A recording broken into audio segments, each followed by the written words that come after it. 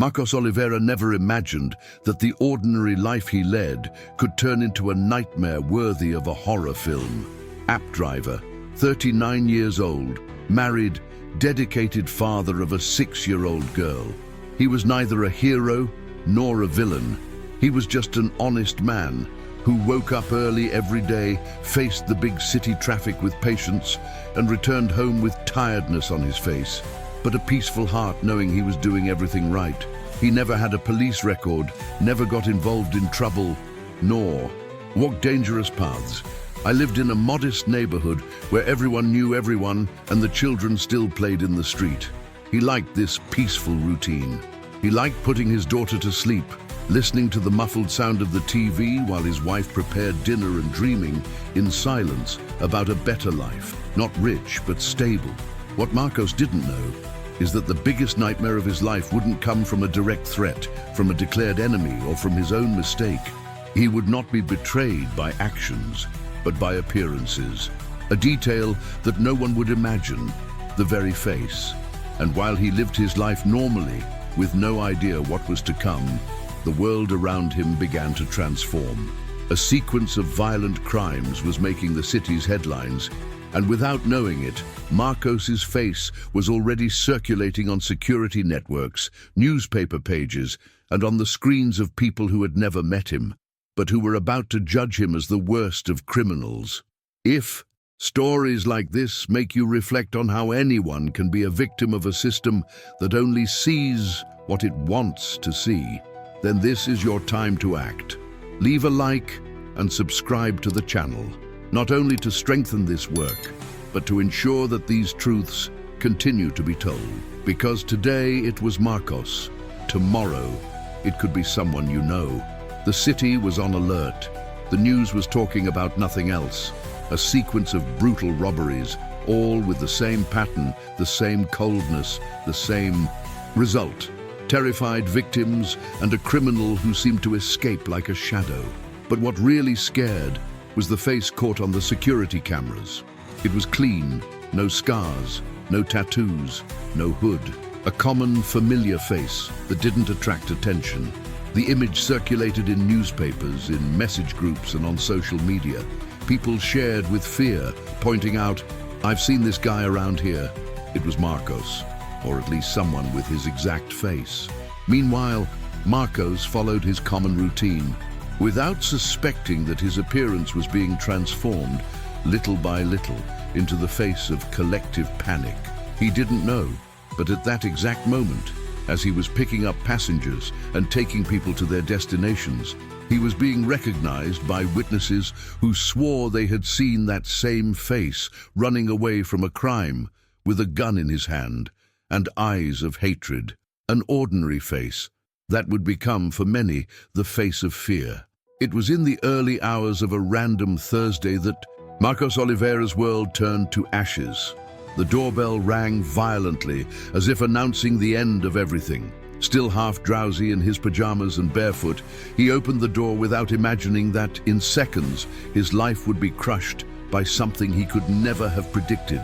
3 police officers rushed into the hallway, weapons displayed, voices firm, and an arrest warrant in their hands. The document bore a surreal-sounding title: Armed Robbery, Homicide in Attempted Robbery.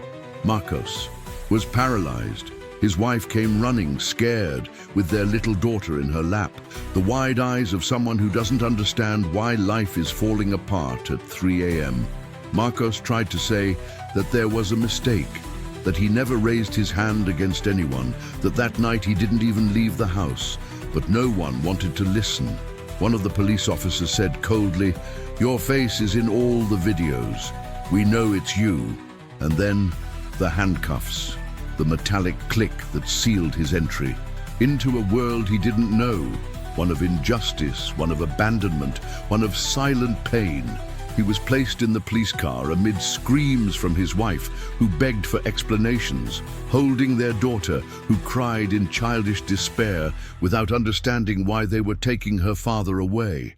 On the way to the police station, Marcos looked out the window of the police car as if he were watching his own life unravel. I tried to remember if I had done something wrong, if there was someone with the same name, any possible misunderstanding. But the one thing I heard over and over again was, pictures don't lie. Deep down, he already felt.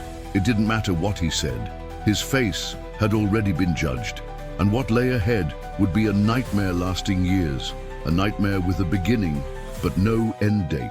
At the police station, Marcos still had the confusion on his face of someone who had been taken from their own home without explanations that made sense. They sat him in front of a screen, and then they clicked play. Security camera footage showed a man fleeing after a violent robbery. The quality was surprising. It was possible to clearly see every feature of the criminal's face. The jaw, the shape of the nose, the slightly slanted eyes. Everything the same. Marcos froze. He felt his stomach turn, his body freeze, as if he were looking in a mirror. But it wasn't him. That man in the images moved coldly, with a posture that didn't suit his soul. And yet, there was his face, copied, used. The police didn't even let him defend himself. Witnesses were called and said, "It's him, without a doubt." There was no hesitation, no questioning. The resemblance was frightening. Marcos's wife arrived at the police station desperate. He brought photos, videos from the night before with him at home, location messages on his cell phone. I begged, I cried. "My husband didn't do this, he was with us. This is a mistake. Look carefully." But no one wanted to look again. The video seemed definitive. The truth, for the system, had already been decided, and the face that appeared in the files, that was all they needed to close the case. Marcos tried to argue. He said he had never been to that place, that he didn't even know how to drive at night for fear of robbery, that their schedules were monitored by running apps. But the police chief just sighed and said, "You want me to believe that someone who looks exactly like you is committing crimes out there? Are you serious?"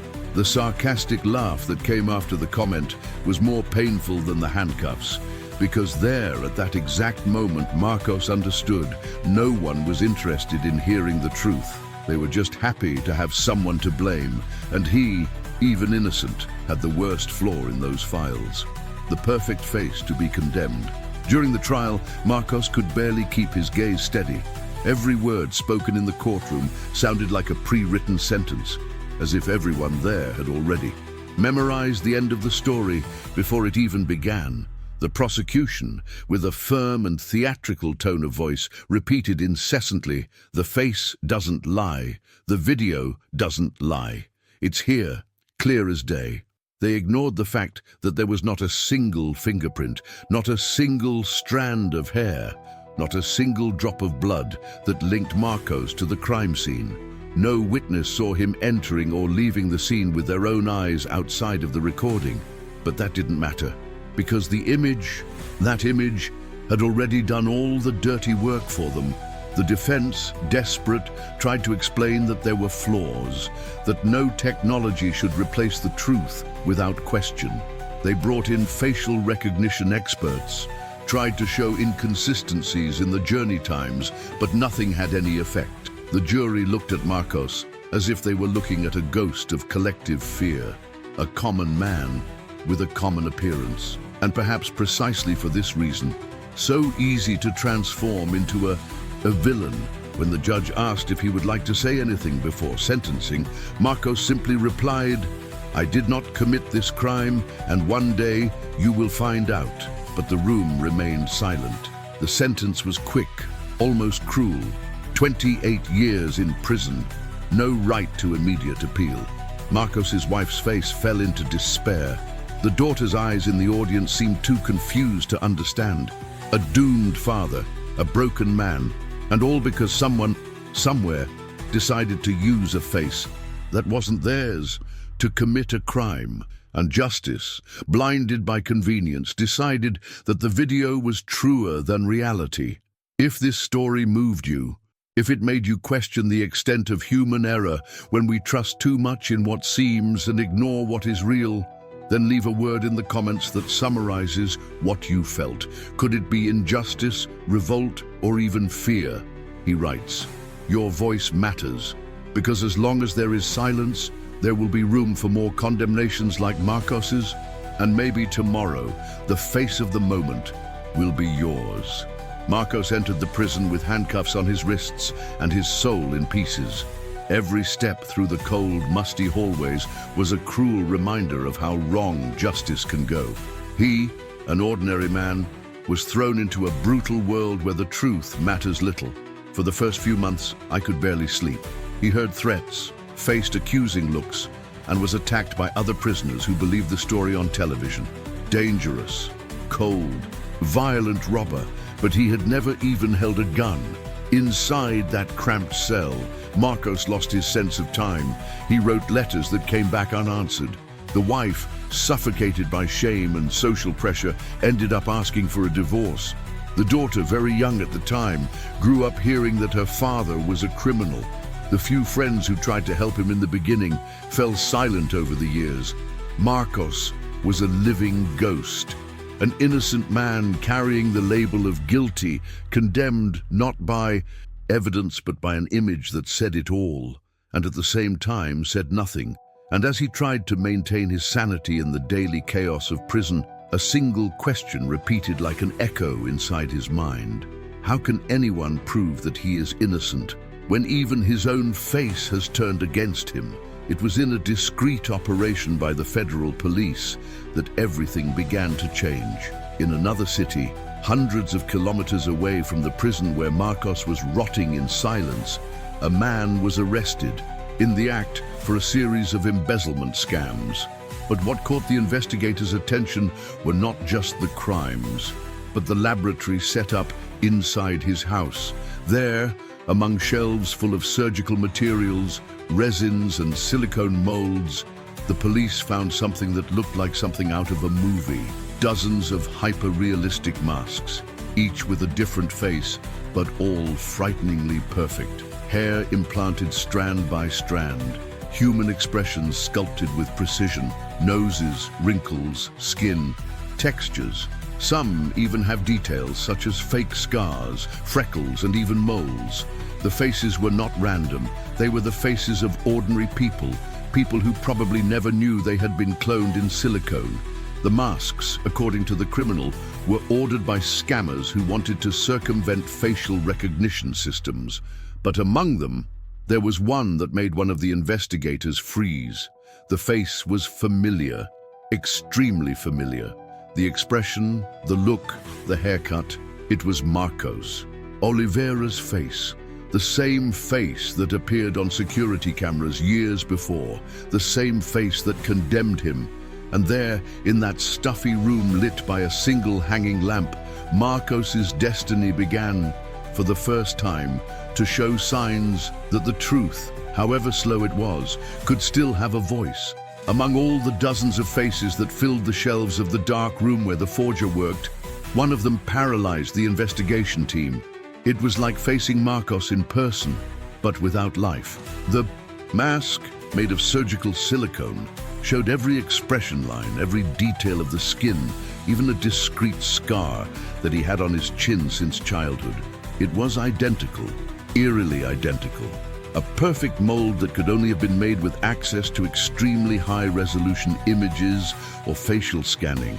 The question that echoed in the room was unanimous. How was that face there, among so many others? The forger's criminal record did not mention Marcos. They didn't know each other. At first, there was no connection. But when they began to investigate the files on the seized computer, they discovered a folder titled VIP Clients. Inside it, records of sales of made-to-order masks, encrypted notes, and photos. Lots of photos of Marcos, captured from social media, public records, and even from a medical exam he had done years ago at a private clinic. The truth was beginning to emerge, dark and disconcerting. Someone had specifically ordered a mask with Marcos's face on it, and with it, he probably committed all the crimes he was paying for. From then on, the story stopped being a coincidence and became a potential scandal. It was time to reopen everything. It was Marcos Oliveira, an ordinary man with discreet features, a peaceful appearance, and nothing that attracted attention exactly the perfect profile to be mistaken for an honest citizen. The forger confessed that this particular customer paid more for masks with clean faces, without tattoos, without strong marks. He said, "I want to look like a family man, someone no one would suspect." And that's how Marcos' face, taken from photos available on social media and leaked databases, was sculpted in silicone with frightening precision. The criminal wore this mask to enter and leave crime scenes as if he were invisible, because the world looked on and saw just another ordinary worker. The perverse genius of the plan was precisely this: using the anonymity of normality as a shield. And the cruelest, the criminal, knew that by using Marcos' face, any investigation that depended on video or visual recognition would fall on him. It was a perfect trap, built with strategy and coolness. When police connected the dots, the puzzle made sense. And for the first time, after almost a decade, the court began to see that Marcos was never the villain of the story. He was the ideal victim, precisely because he seemed like someone he would never be. If you've made it this far, I need to ask you something with a heavy heart. How would you feel if someone chose your face to commit a crime and you were arrested for it? Comment below with a word that defines what this story caused you.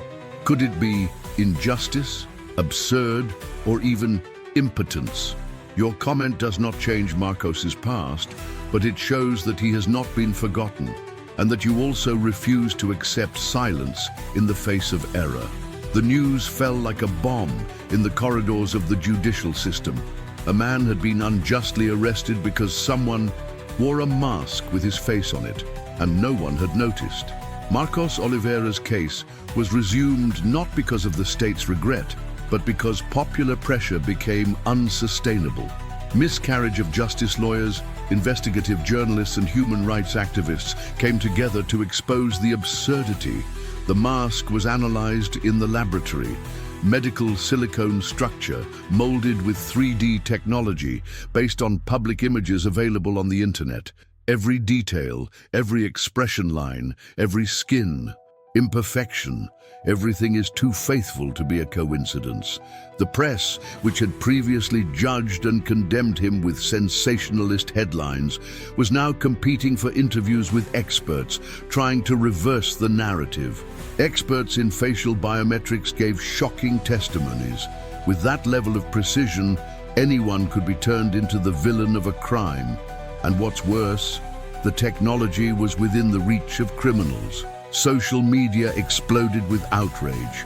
Hashtags like Masin Justiça por Marcos dominated trending topics. People started asking, what if it was my face? The process was reopened as a matter of urgency. The responsible judge authorized new expert tests, comparisons between the footage of the robberies and the mask pattern. For the first time, Marcos's defense was heard seriously. Each piece of evidence was now a piece of a cruel puzzle where technology and injustice met. The public prosecutor's office, once so certain of guilt, now retreated in awkward silence.